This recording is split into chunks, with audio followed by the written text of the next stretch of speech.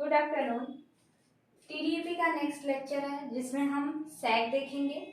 सैग क्या होता है कई बार बता चुके हैं, फिर से बताते हैं कि ये आपका क्या है, पोल या एक तरह से सपोर्ट, हम जिसे कहते हैं सपोर्ट में आपका पोल भी आता है, टावर भी आता है, सीमेंट कंक्रीट से बना आपका आरसीसी पीसीसी पोल भी आते हैं। तो अब दो पोलों के बीच जब हम कंडक्टर को रखते हैं, मान लीजिए एक ये पोल है एक ये पोल है, इसके बीच अगर हम कंडक्टर को रख देते हैं, कितना भी इसे हम स्ट्रेट रखें इस तरीके से, फिर भी इसके खुद के वेट की वजह से, क्योंकि कंडक्टर है, छोटा सा वायर होगा नहीं, कम से कम 100 मीटर 200 मीटर 50 मीटर भी है, तो इस कंडक्टर का अपना कुछ ना कुछ वेट होगा WG, उसके वजह से ये क्या हो जाएगा, लटक के गुरुत्वाकर्षण के कारण लटक के नीचे की तरफ आएगा। तो जब नीचे की तरफ आएगा तो ये वायर यहाँ न रह के इस तरीके का एक शेप बना लेता है, जिसको हम कैटेनरी शेप बोलते हैं। अगर क्वेश्चन पूछता है कि शेप ऑफ कर्व, इस सैग का कर्व शेप क्या कहलाता है, तो वो है कैटेनरी शेप। अब इसको हम ऐसे डिनोट करते हैं और सैग इसको बोलते हैं। जो ये स्पेस आ रहा है बीच में, इसको हम डिफाइन करना चाहें तो बोलेंगे कि कंडक्टर के हाईएस्ट पॉइंट और लोवेस्ट पॉइंट, चूंकि कंडक्टर जब स्टार्टिंग में ऐसे बांधा गया था तो ये इसका हाईएस्ट पॉइंट था, तो हाईएस्ट पॉइंट, और जब इसके शेप की वजह से इस शेप में बना तो यहाँ पे इसका लोवेस्ट पॉइंट है। तो हाईएस्ट पॉइंट और लोएस्ट पॉइंट के बीच में जो लेंथ होती है उसको हम क्या कहते हैं, सैग कहते हैं। इसके बाद कंडक्टर के लोवेस्ट पॉइंट और अर्थ के बीच जो गैप होता है या जो दूरी होती है उसको हम क्या बोलते हैं, ग्राउंड क्लियरेंस बोलते हैं। और इस पोल से इस पोल के बीच जो क्षैतिज जो दूरी होती है, या जिसको हम हॉरिजेंटल लेंथ बोलेंगे, हॉरिजेंटल लेंथ, वो आपका क्या होता है, स्पैन होता है। और स्पैन को हम हमेशा L से डिनोट करते हैं, सैग को S से। ग्राउंड क्लियरेंस आपकी वर्टिकल दूरी है, आप इसको डिनोट करने के लिए कोई चीज यूज नहीं करते, सीधे आप ग्राउंड क्लियरेंस बोल सकते हो। अब इसके बाद आपका सैग में अगर पहला एक पॉइंट है, यदि स्पैन लेंथ कम हो, स्पैन लेंथ मतलब ये जो दूरी है वो कम हो, 50 हो, तो ये कंडक्टर उतना नहीं नीचे आएगा जितना कि 100 और 200 में आ रहा है, तो ये जो होगा लगभग यहीं पे होगा। तो जो दूरी स्पैन लेंथ की होगी वही दूरी आपकी कंडक्टर की हो जाएगी, यानी length of conductor is equal to length of span हो जाएगा।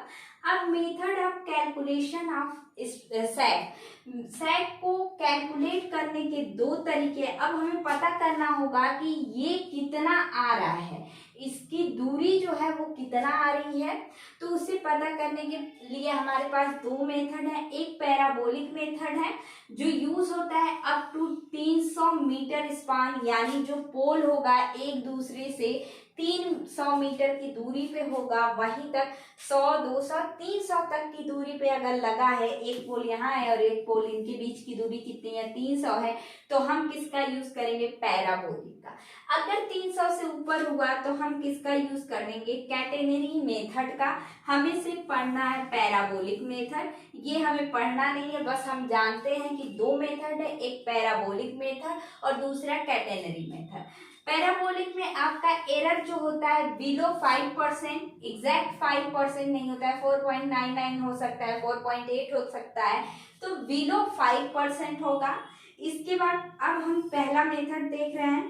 पहला मेथड हमारा क्या है, पैराबोलिक मेथड। इसमें हमें कुछ चीजें एज्यूम करना होगा। पहला कि कंडक्टर इज होमोजेनियस, दूसरा है कंडक्टर इज फ्लेक्सिबल, यानी कंडक्टर फ्लेक्सिबल होना चाहिए, स्मूथ इजिली एक स्थान से दूसरे स्थान तक, या फ्लेक्सिबल का मतलब मुड़ना चाहिए, टूटे ना, मोड़ते समय टूटे ना, इजिली वो ट्विस्ट हो जाए, मुड़ जाए, तो फ्लेक्सिबल होना चाहिए। तीसरा है length of conductor is equal to span length, यानी ये लेंथ आपकी क्या है, बहुत कम है, लेस देन है।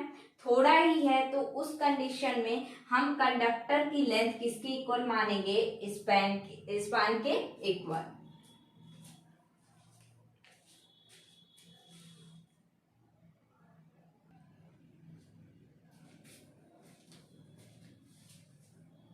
जो सैग हम कैलकुलेट करेंगे वो दो टाइप का होगा। एक होगा कि इक्वल लेवल पे आपका सपोर्ट हो, मीन्स सरफेस पे, सतह पे, समतल पे हो, और दूसरा होगा अनइक्वल लेवल, जैसे पहाड़ वगैरह हुए तो कहीं पे आपका यहाँ पे हमें सपोर्ट एक लगाना होगा, एक सपोर्ट यहाँ कहीं पे लगेगा, तो इस तरीके से आपका आएगा और ये लेवल इक्वल नहीं होगा। तो दो केस में हम सॉल्व करेंगे। केस वन क्या है कि when support at equal level, at equal level, तो उस कंडीशन में सबसे पहले एल हम मानेंगे, एज्यूम करेंगे L is equal to span length in metre, दूसरा weight of conductor in per metre, यानी 1 मीटर कंडक्टर का वेट कितना है, डब्ल्यू है, और किसमें होगा, केजी में, किलोग्राम में। टेंशन जो है, टी जो है वो टेंशन इन कंडक्टर है, कंडक्टर में कितना टेंशन होगा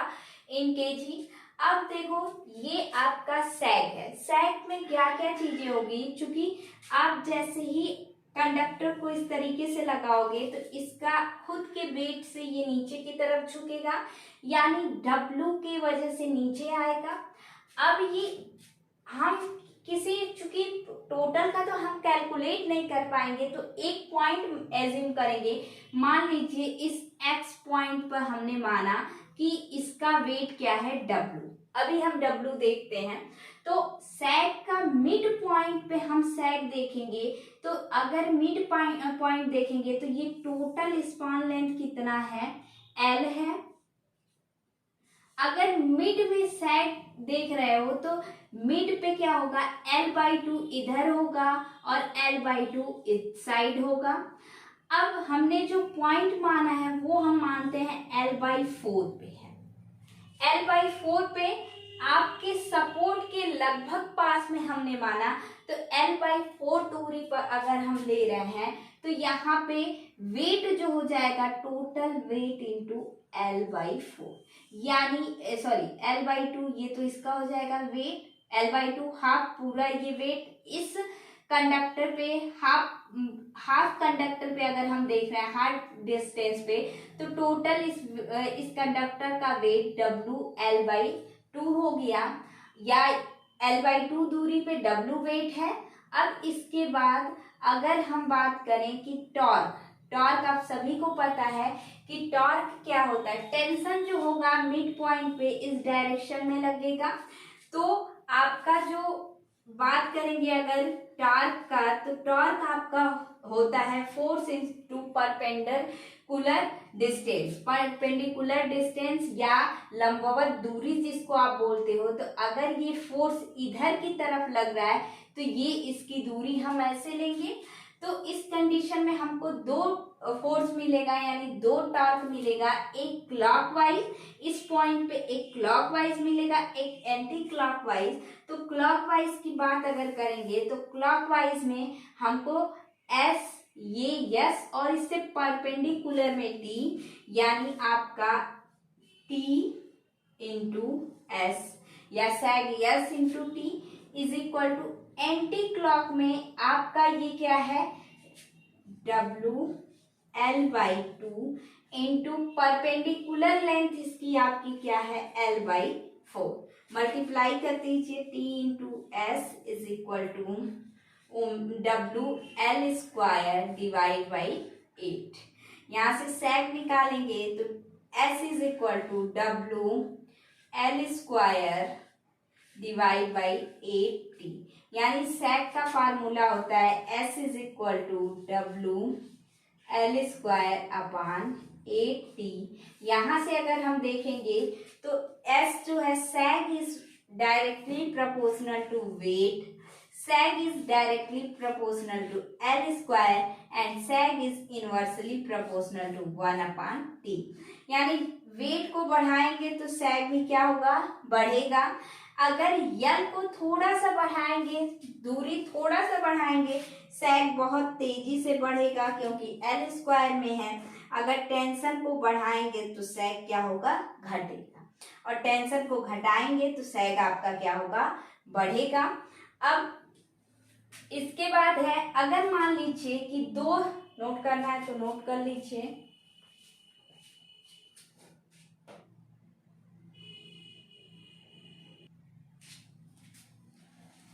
सेकेंड टॉपिक है, यदि हम मान लेते हैं कि कंडक्टर और टेंशन जो है वो सेम है, तो उस कंडीशन में S is proportional to L square होगा।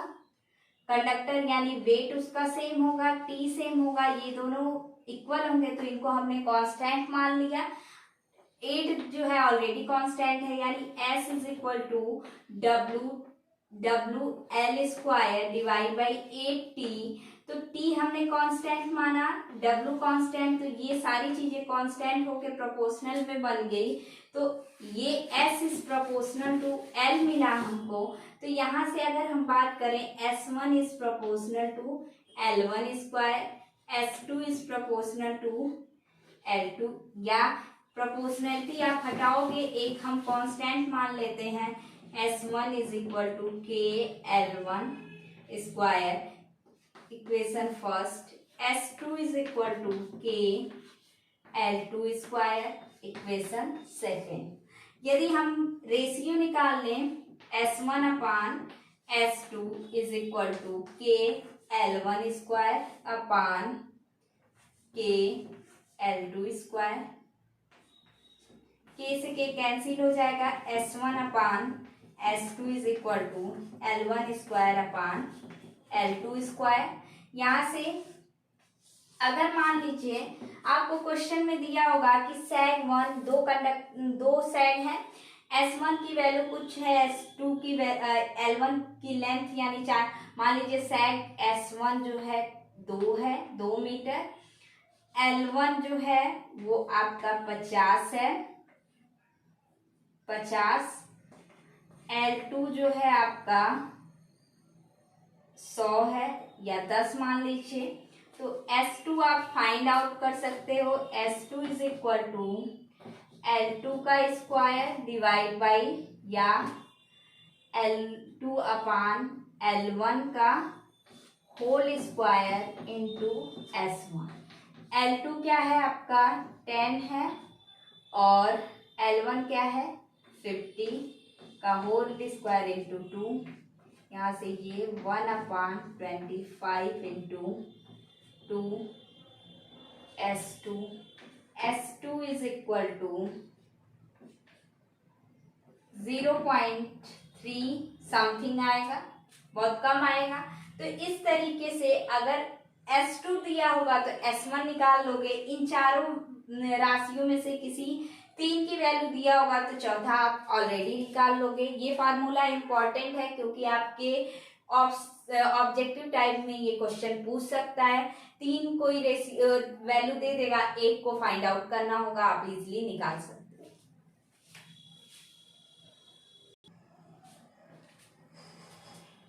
केस 2 है, when support are at unequal level. तो अनइक्वल लेवल, एक आपका सपोर्ट यहाँ पे है और एक सपोर्ट यहाँ है, इनके बीच जो लेवल है वो अनइक्वल है। तो यहाँ पे कुछ चीजें हैं, जैसे हमने लेट माना weight, W is equal to weight of conductor जो आपको पहले से पता है, L स्पान लेंथ ये भी पता है, T tension in conductor, H जो है different in level in support, यानी जो लेवल के बीच डिफरेंस है, यानी सपोर्ट के, ये एक सपोर्ट है और एक सपोर्ट ये है। तो यहाँ से अगर डॉटेड लाइन कर दें तो ये जो दूरी बच रही है, ये हाइट जो है वो डिफरेंस है, आपके सपोर्ट में कितना डिफरेंस है वो H से डिनोट किया है। इसके बाद X1 S2 जो है वो आपके सैग यानी कंडक्टर के लोवेस्ट पॉइंट से डिस्टेंस है, X1 इस साइड और X2 इस साइड है। S आपको पता है S1 सैग स्मॉल वाला है, यानी इस level support A, A point पे जो सैग मिलेगा आपको वो S1 है, और जो बी पॉइंट पे सैग आपको दिख रहा है वो आपका S2 है। H पता है, X2। अब हमने वेट जो देखा है ये क्या है, W, चूंकि इसी पॉइंट के पास है तो W X1, और मिड से फोर्थ पॉइंट लेंगे तो बहुत छोटा सा दिखेगा या बहुत कम वैल्यू आएगी। हम हाफ पे ही ले रहे हैं, हाफ इधर हाफ इधर। तो ये सारे पॉइंट्स आपके हैं कि किसको क्या हमने माना है, कहाँ से कौन सी दूरी है। अब इसके बाद पॉइंट ए पे हम सैग निकालेंगे S1।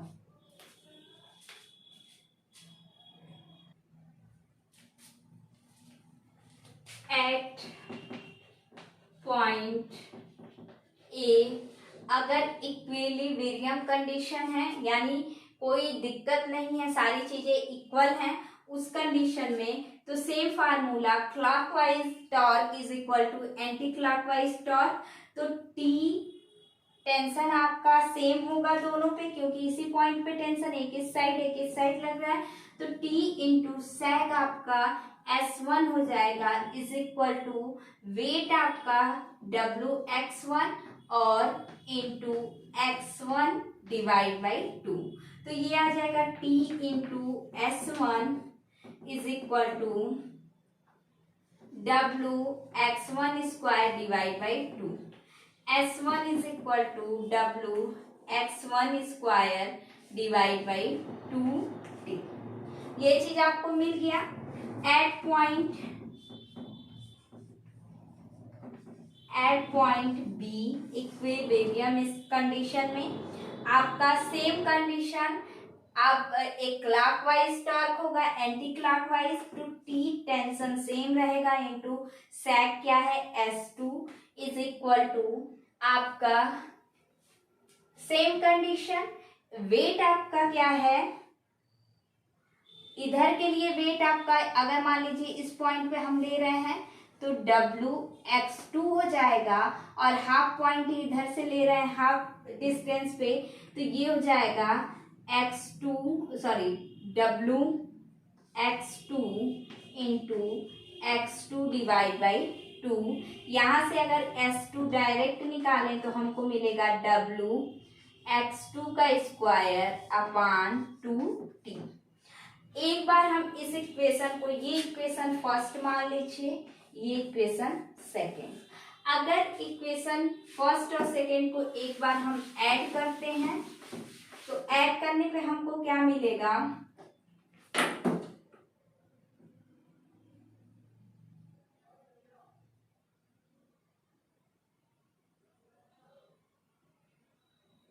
ऐड नहीं करना है, क्योंकि हमको दूरी h चाहिए। तो S2 में से S1 माइनस कर दीजिए, तो S2 लेवल हमें पता करना है कि कितना डिफरेंस है सपोर्ट 1 और 2 में। तो S2 minus S1 is equal to, S2 की वैल्यू क्या है WX2 square divide by 2T minus S1 का है WX1 स्क्वायर अपान 2T।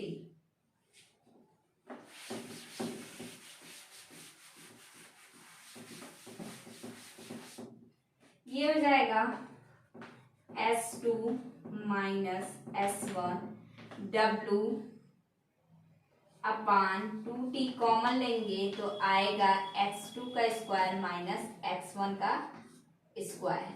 इसको और सिंप्लीफाई करिए, W2T X2 माइनस X1 और X2 प्लस X1, ये चीज हमें मिल जाएगा। S2 माइनस S1 इसको हम लिख सकते हैं H is equal to W upon 2T into X1 plus X2 को क्या लिख सकते हो, ये आपका क्या होता है, दोनों के बीच लेंथ जो होती है स्पान लेंथ L, ये क्या हो जाएगा X1 प्लस X2, तो ये होगा आपका L X2 माइनस X1। तो H इज इक्वल टू आपको यहां से निकाल सकते हो X2 x2 minus x1 is equal to 2TH divide by WL। ये इक्वेशन थर्ड।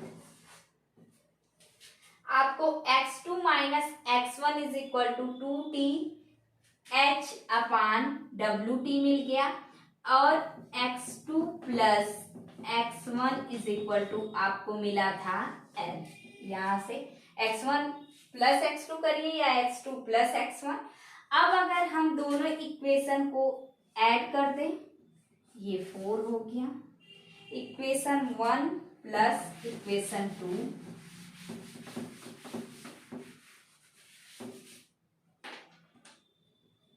इक्वेशन थर्ड और fourth, third plus fourth, then हमको क्या मिलेगा, यहीं से प्लस कर देते हैं।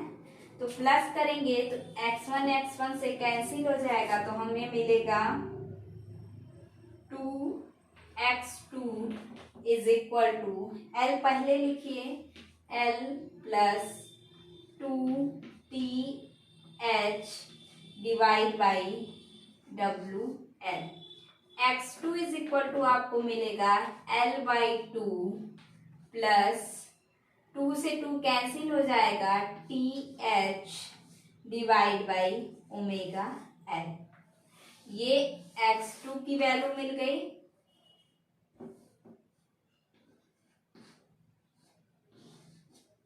अब x1 की वैल्यू फाइंड आउट करने के लिए किसी एक इक्वेशन में रख दीजिए। आपका क्या था, x2 plus x1 is equal to L। क्या तक नोट कर ली,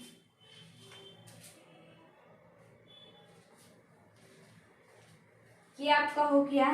यहां से x1 is equal to L minus x2, x2 की वैल्यू पुट अप करिए।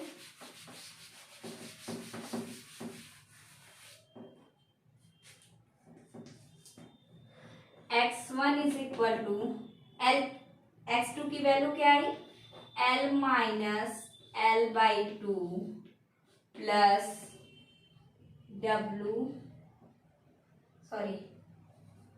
HT upon WL। ये हो जाएगा L minus L/2 minus HT upon WL। ये माइनस है, फुल में से हाफ माइनस करोगे तो ये हो जाएगा L/2 minus HT upon WL। तो x1 की वैल्यू हमको क्या मिली, x1 is equal to L/2 minus HT upon WL। और x2 आपको क्या मिला था, x2 आपको मिला था L/2 plus HT upon WL। अगर मान लीजिए हम मानते हैं कि सेम लेवल पे होगा तो h इज इक्वल टू आपका क्या हो जाएगा, 0। जब 0 रखोगे तो x1 is equal to L/2 और x2 is equal to L/2, जो कि पिछले डायग्राम में आप देखे थे कि सैग हमको यहाँ मिल रहा था L/2 लेवल इक्वल है उस कंडीशन पे।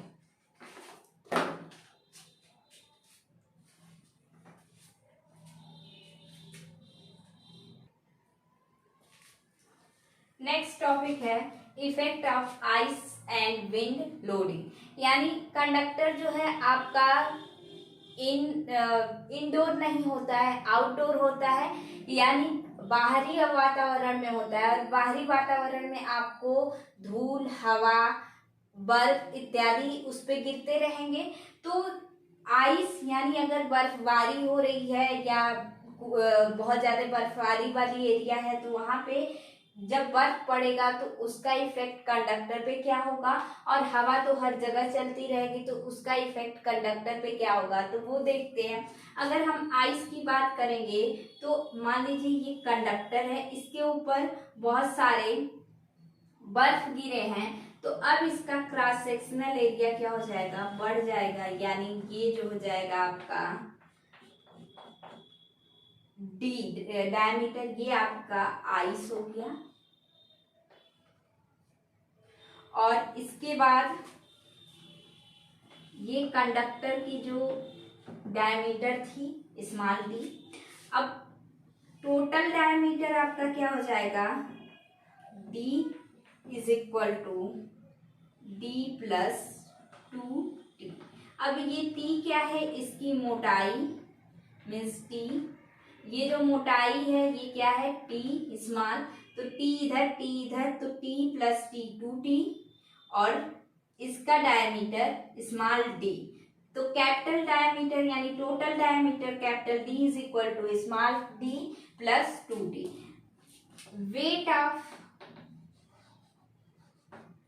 वेट ऑफ कंडक्टर अगर देखेंगे तो ये आपका कंडक्टर है, इसका वेट WC, ये हो गया। आइस की बात करेंगे तो WI होगा, ये वेट हो गया। और विंड यानी हवा की बात करेंगे तो हवा आपका इस तरीके से चलेगी, तो हवा की बात करेंगे तो हवा जो होगी इस तरीके से वेट लगाएगी W। अगर इधर से फ्लो हो रही है तो इधर की तरफ, अगर इधर से फ्लो हो रही होगी तो इस साइड से। तो ये जो है इफेक्ट ऑफ विंड है, और वेट अगर आपका है तो इधर WC। अगर तीनों को हम मिक्स कर दें, तीनों को अगर मिला देंगे तो एक कंडक्टर बनेगा, इसको हम हटाते हैं। ये आपका एक कंडक्टर है, कंडक्टर के ऊपर आइस पड़ी है यानी बर्फ है। इस कंडक्टर का खुद का वेट नीचे की तरफ WC, और इस तरफ विंड जो है W। दो चीजें हैं। अब अगर इसका हम नॉर्मल डायग्राम बनाएंगे तो आइस की वजह से वेट इसका बढ़ जाएगा, तो ये इसी में इंक्रीज हो जाएगा, यानी आइस का वेट इधर होगा। टोटल वेट यहाँ लेंगे, सिर्फ कंडक्टर होता तो WC, अब यहाँ पे क्या हो जाएगा WC प्लस WI, आइस का WI और कंडक्टर का खुद का वेट WC।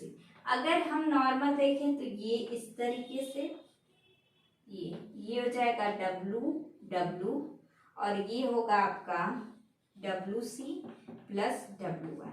अगर डॉटेड इधर बना दे इधर, तो एक रिजल्टेंट हमको मिलेगा, ये आप मान लीजिए WT, टोटल वेट कितना होगा या आपका लोड कितना इस पे पड़ेगा, तो WT इज इक्वल टू इसका स्क्वायर, WT का square is equal to WC plus WT का होल स्क्वायर प्लस W का स्क्वायर, या WT का स्क्वायर हटाएंगे तो ये हो जाएगा WC प्लस WT का होल स्क्वायर प्लस W का स्क्वायर। ये आपको इफेक्ट दिखेगा।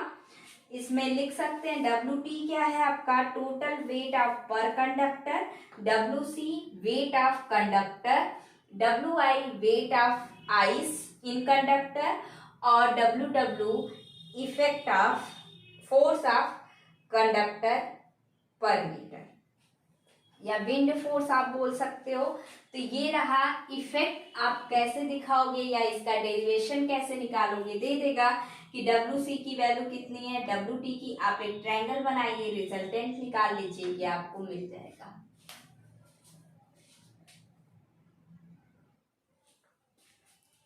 हमें निकालना है वॉल्यूम ऑफ आइस, यानी बर्फ का आयतन कितना है। आपके कंडक्टर पर बर्फ का आयतन कितना है, यानी उसका डायमीटर कितना हो जा रहा है। तो उसके लिए हमें क्या करना होगा कि सबसे पहले निकालना होगा कंडक्टर प्लस आइस का वॉल्यूम और माइनस करना होगा कंडक्टर का वॉल्यूम। तो आपको पता है वॉल्यूम क्या होता है, जो आयतन होता है वो L into V into H होता है, और एल वी को हम एरिया बोलते हैं, इंटू एल अगर करते हैं तो हमको वॉल्यूम मिल जाएगा आयतन। तो यहाँ पे एरिया हम निकाल सकते हैं पाई डी स्क्वायर से, एरिया आपकी क्या होती है पाई आर स्क्वायर, तो यहाँ से पाई डी स्क्वायर से हम एरिया निकाल सकते हैं, और इंटू 1 मीटर इसकी लंबाई अगर हम मानते हैं तो 1 मीटर से मल्टीप्लाई कर देंगे तो हमको क्या मिल जाएगा, डायमीटर सॉरी वॉल्यूम मिल जाएगा। तो यहाँ पे हम क्या करेंगे कि पाई आर स्क्वायर होता है ना, पाई आर यानी आर स्क्वायर डी बाई 2 कर देंगे, डायमीटर का आधा। तो यहाँ पे हम लिखेंगे आइस के लिए क्या होगा, कैपिटल डी, तो पाई कैपिटल डी बाई 2 का whole square into 1 metre minus D, इसकी जो डायमीटर है वो डी है स्मॉल, तो pi small D by small D by 2 का होल स्क्वायर इंटू 1। यहाँ से आप अगर निकाल लीजिए आइस का वॉल्यूम ऑफ आइस, ये हो जाएगा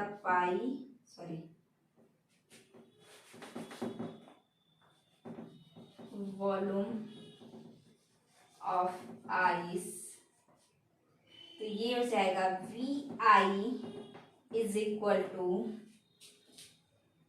डी की वैल्यू पुटअप कर दीजिए, डी क्या था पाई कैपिटल डी जो है आपका small T plus 2t divide by 2 का whole square minus pi small D का होल स्क्वायर अपॉन 4। 1 करने की जरूरत ही नहीं है, अब इसे हम रिप्लेस करते हैं आगे का लिखने के लिए। तो ये हो जाएगा पाई डी प्लस 2t का whole square upon 4 minus pi D square upon 4, ये मिलेगी वैल्यू। अगर हम पाई बाई 4 को कॉमन ले लें तो हमें मिलेगा यहाँ से D square plus 4t square plus 2 2 ज़ा 4 into D T minus D square. D square से डी स्क्वायर कैंसिल हो जाएगा, आपको मिलेगा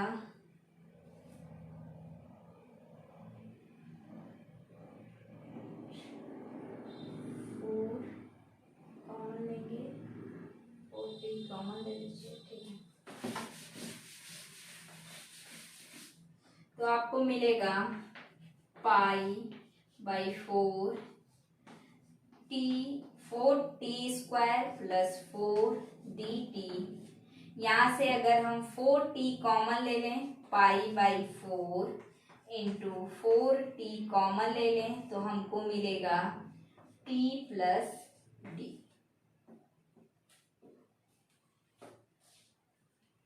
4 से 4 कैंसिल हो जाएगा तो v वॉल्यूम ऑफ आइस मिलेगी हमें pi T D plus T.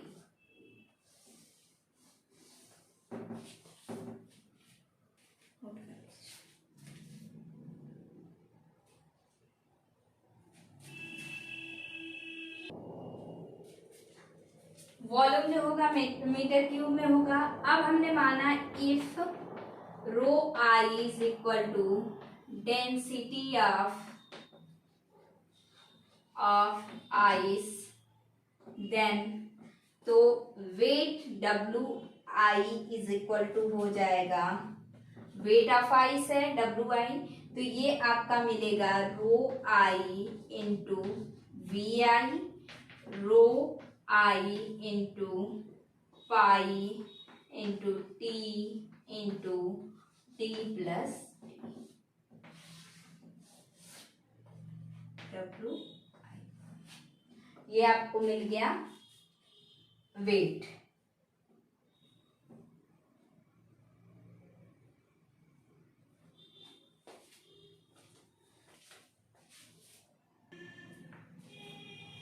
अब हम निकालेंगे sag at condition of effect of wind and ice effect.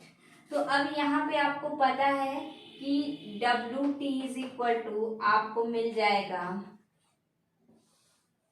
Conductor है तो WT is equal to under root WC plus WI का होल स्क्वायर प्लस WW का square.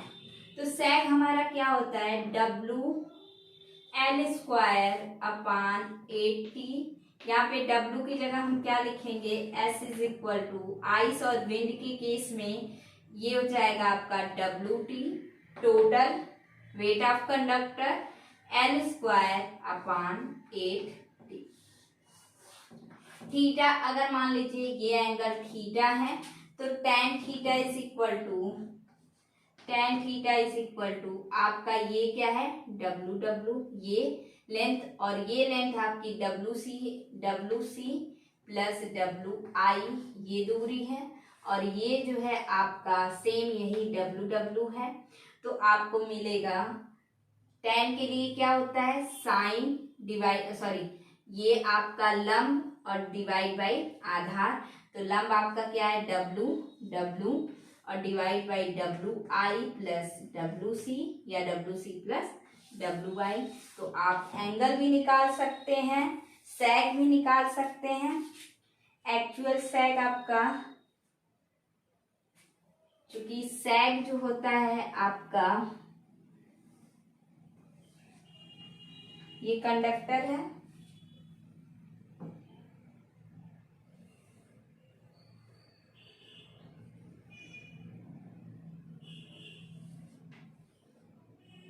ये आपका सैग है, एक्चुअल सैग यस।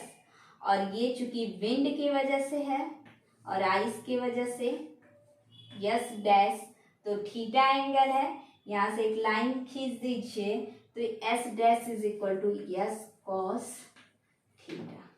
तो एक्चुअल सैग आपका S dash is equal to S cos theta.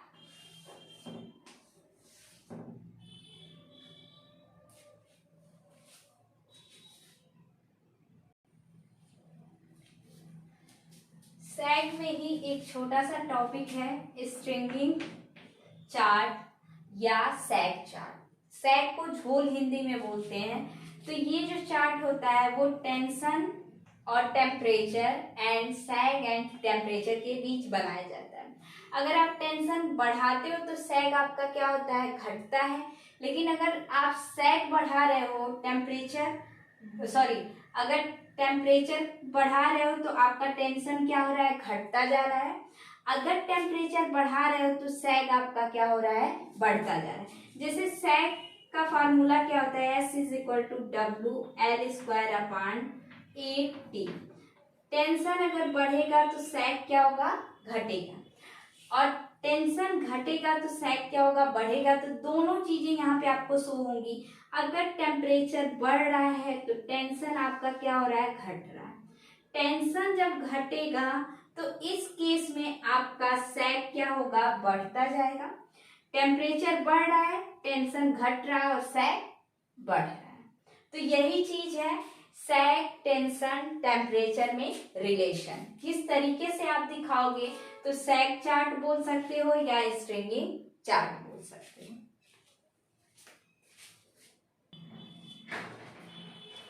Sag में नेक्स्ट टॉपिक है सैग टेम्पलेट।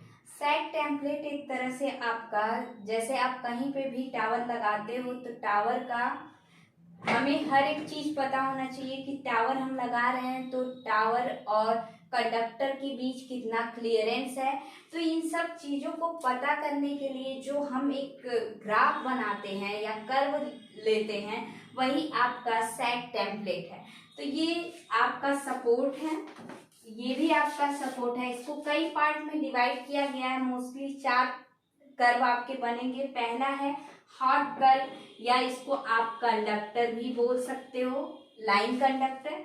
दूसरा है ग्राउंड क्लियरेंस, यानी इस प्रोफाइल, ये आपका सरफेस है। अब सरफेस एक तरह से प्रोफाइल है जो आपका कई तरह का हो सकता है। लेवल वाला भी हो सकता है, यानी प्लेन सरफेस हो सकता है, या समतल जिसको आप बोलते हो, या आपका ऊबड़ खाबड़ भी हो सकता है, पथरीली जगह भी हो सकती है। तो इनके बीच जो क्लियरेंस है वो ग्राउंड क्लियरेंस।